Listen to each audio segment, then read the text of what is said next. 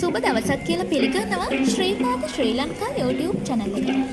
අද ඔබ මේ දකින්නේ දකුණට එළියක් උදාරමල්ලි පදනමෙන් සිදු කරන 300ක් හිමිවරුයි සිරිපා කරුණාවයි වැඩසටහන.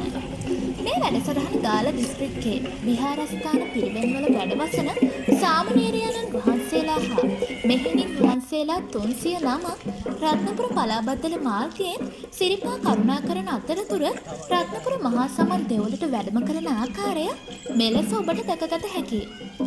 සමන් දෙවොල සමන් විහාරය වැඳ පුදාගත් පසු සමන් දේවාල විශ්‍රාම ශාලාවේ දහවල් දානය වළඳන අයුරු මේ රූපරාම වලින් ඔබට පෙනේ.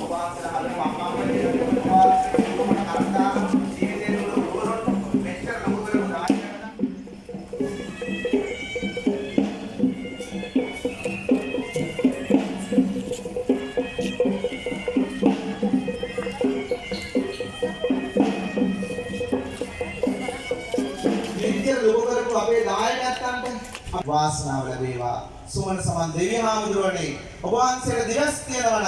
අරහං සම්මා සම්බුද්ධෝ විද්‍යාචරණ සම්පන්නෝ සුගතෝ ලෝකවිදු අනුත්තරෝ පුරිස ශ්‍රීපාදස්ථානයේ මූලික කරගෙන කරනු ලබන තවත් වැඩසටහන් නැරඹීමට අපගේ YouTube channel එක subscribe කරන්න.